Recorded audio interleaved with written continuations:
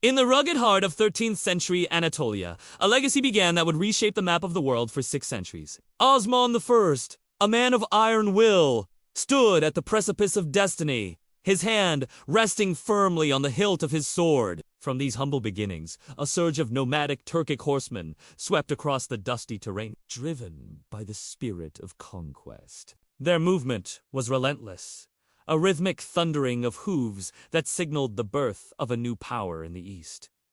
The small principality of the Ottomans began to expand, absorbing neighboring lands and transforming into a formidable empire. By the mid-10th century, the eyes of the House of Osman turned toward the ultimate prize, the legendary city of Constantinople. Mehmed II, the young and visionary sultan, stood before the massive Theodosian walls, ready to challenge the impossible. The air crackled with the thunder of enormous cannons, weaponry the likes of which the world had never seen before. In a display of sheer strategic brilliance, Mehmed ordered his fleet to be hauled over land to bypass the Byzantine chain. The ships descended into the Golden Horn, sealing the fate of the city and marking the end of the Middle Ages.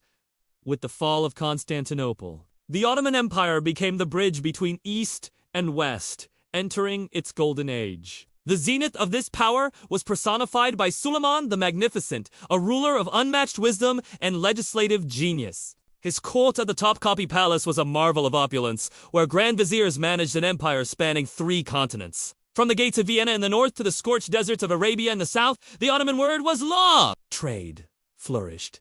Arts reached new heights. And the Mediterranean became an Ottoman lake under the protection of a peerless navy. But the tides of history are ever. By the late 16th century, the first cracks began to appear in the imperial facade. The Battle of Lepanto dealt a staggering blow to the Ottoman naval supremacy, shattering the myth of their invincibility.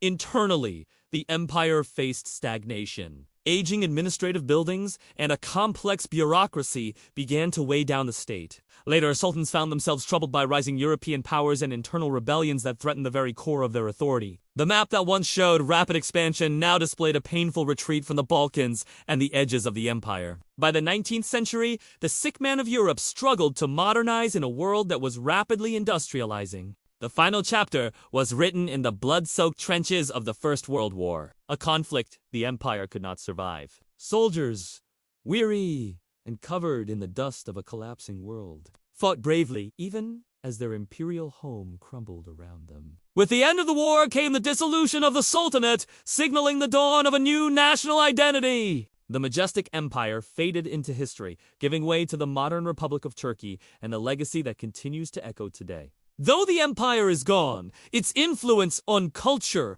architecture, and global politics remains an indelible part of our shared story.